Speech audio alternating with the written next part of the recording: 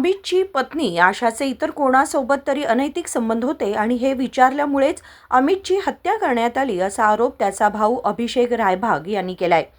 रविवारी बेळगाव येथील बीम्स सभागृहाबाहेर पत्रकारांशी बोलताना अभिषेक म्हणाले की आमच्या भावाला त्याच्या पत्नीने वारंवार त्रास दिला होता, तसेच तिचे इतर कोणासोबत तरी अनैतिक संबंध असल्याचे त्याने आम्हाला सांगितले होते।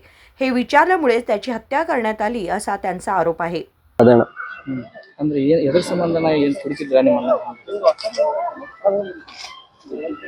ಇಲ್ಲ ನಾ ಡ್ರಿಂಕ್ಸ್ ಅಂತ ಎಲ್ಲರೂ ಮಾಡ್ತಾರೆ, ಬಟ್ ಆ ರೇಂಜ್ಗೆ ಹಾಯ್ ಆಗಿ ಮಾಡ್ತಿರ್ಲಿಲ್ಲ।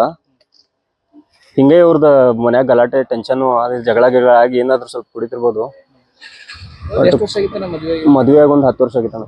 ಅಂದ್ರೆ ಏನು ನಿಮ್ಮ ಅಣ್ಣಾರಿಗೆ ಏನೇನು ಹೇಳ್ತಿದ್ರಣ್ಣ? ಅದು ಫೋನ್ ಮಾಡಿದಾಗೂ ಹೇಳ್ತಿದ್ರಣ್ಣ, ಹಿಂಗೆ ಜಗಳ ಆಗತ್ತವ, ಟಾರ್ಚರ್ ಆಗತ್ತೈತಿ, ಡೈವರ್ಸ್ ಕೊಡೋ ಪ್ಲಾನ್ ಒಳಗದೇನ ಅಂತ ಹೇಳ್ತಿದ್ರ। ಮತ್ತು ಈಗ ರೀಸೆಂಟ್ಲಿ ಒಂದು 10 ದಿನ ಆಯ್ತು ನಾ ಭೇಟಿ ಆಗಿದ್ದು, ನಾವೆಲ್ಲರೂ ಭೇಟಿ ಆಗಿ ಮಾತಾಡಿದ್ವಿ ಅದ್ರ ಬಗ್ಗೆ। ಅವಾಗೂ ಹೇಳಿದಣ್ಣ, ನಾ ರೂಮ್ ಬಿಟ್ಟೆ, ಆಕಿನ ಬಿಟ್ಟು ಸಪ್ರೇಟ್ ನಾ ಅದು ಫ್ರೆಂಡ್ ಜೊತೆ ಇದ್ದೀನಿ, ನಾನು ಸಪ್ರೇಟ್ ಇರತ್ತೇನೆ ಹಂಗೆ ಹೇಳಿದ್ದ। अभिषेक रायभाग। यावेळी मालाश्री चलवादी म्हणाल्या की माझ्या भावाने अनेक वेळा सांगितले होते की माझी पत्नी मला त्रास देत आहे, तिचे इतर कोणासोबत तरी संबंध आहेत असंही त्याने सांगितले होते। ते अनैतिक संबंध ಇತ್ರಿ, ಅನೈತಿಕ ಸಂಬಂಧ ಇತ್ರಿ। ಆಕಿ ನಮ್ಮ ಅಣ್ಣಾಗೆಲ್ಲ ಸಿಕ್ಕಿತ್ರಿ, ಪ್ರೂಫ್ ಸಿಕ್ಕಿತ್ರಿ। ಅದು ಆಕಿ ಹಂಗೂ ಹಿಂಗೂ ಹೆಚ್ಚ ಮಾಡಕತ್ತಾಳ್ರಿ, ಬುದ್ಧಿ ಮಾತಾ ಎಲ್ಲ ಹೇಳಿದ್ರಿ, ಬುದ್ಧಿ ಮಾತಾ ಎಲ್ಲ ಹೇಳಿದು। ಇವು ಬಿ ಚಲೋ ಆದಾಳು ಅಂತಂದ ಕಬ್ಬೂರ್ ಊರಾಗ ನಿಲ್ಲು ಗುಡ್ಲಿಲ್ರಿ, ಬೆಳಗಾವ್ ಕರ್ಕೊಂಬಂದ್ರಿ। ಇಲ್ಲೂ ಸಾರ್ಕೆ ಜಗಳ ಬಂದ್ ಹೋಗಿದೇವ್ರಿ, ಇಲ್ಲಿಗೆ ಸಾರ್ಕೆ ಇಲ್ಲಿ ಬಂದ್ ಹೋಗಿದೇವ್ರಿ। ಅವ್ರು ಹಂಗೂ ಹಿಂಗೂ ಆಕಿ ಊಟದಾಗ ಗುಳಿಗೆ ಹಾಕದಾಳು, ಅದು ಮಾಡದಾಳು, ಲೈಟ್ ಬಂದ್ ಮಾಡಿ ಬಡೆ ಸೋಪ್ ಹಾಕತ್ತೇನೆ ಹಾಕಿರ್ರಿ। ಬಡೆ ಸೋಪ್ ಫ್ರಿಜ್ ಮ್ಯಾಗಿಂದ ಇತರ ಮ್ಯಾಗಿಂದ ಏನ್ರ ತಗೊಂಡಂಗ್ ಮಾಡ್ರಿಕಿ, ಏನ್ ಹಾಕಾದಿನ ನಾನು ಹುಡುಗಿ ಸಣ್ಣ ಮಗಳು ಒಂದಿರನ ಚಾಕ್ಲೇಟ್ ಐತಿ ತಗೋರಿ ಅನ್ನಕಿರ್ರಿ।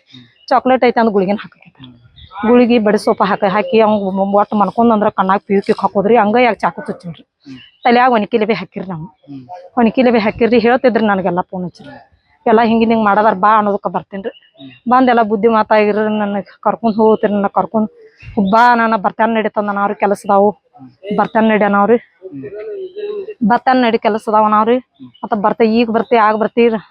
ಮೊನ್ನೆ ಬುಧವಾರ ಮಂಗಳವಾರ ದಿವಸ ಬುಧವಾರ ದಿವಸ ಬೆಳಿಗ್ಗೆ ಮಾತಾಡಿದ್ರಿ ಫೋನ್ದಾಗ, ಬುಧವಾರ ದಿವಸ ಬೆಳಿಗ್ಗೆ ಬರ್ತಾನಂದ್ರಿ ಊರಿಗೆ, ಬುಧವಾರ ದಿವಸ ಬೆಳಿಗ್ಗೆ ಬರ್ರಿ ಅಂತಂದು ಅಂದೇನ್ರಿ। ಆ ನಂತರ ಜಾತ್ರೆಯಾಗ ಇದ್ದೀನ್ರಿ, ಫೋನ್ ಸ್ವಿಚ್ ಆಫ್ ಆತ್ರ ನಿನ್ನೆ 11 ಗಂಟೆಗೆ ಬಂದೇವ್ರಿ ಜಾತ್ರೆ, ನಿನ್ನೆ 11 ಗಂಟೆಗೆ ಜಾತ್ರೆಯಿಂದ ಬಂದೇವ್ರಿ।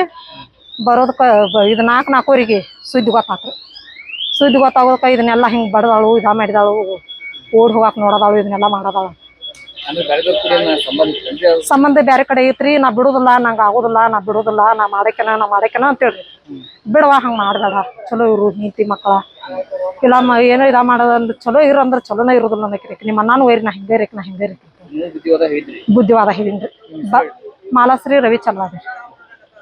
तो तिला समजावून संसार टिकवण्याचा प्रयत्न करत होता, मात्र शेवटी त्याची हत्या करण्यात आली असे ते म्हणाले। विनोद कोलकार, KMM मराठी, बेळगाव।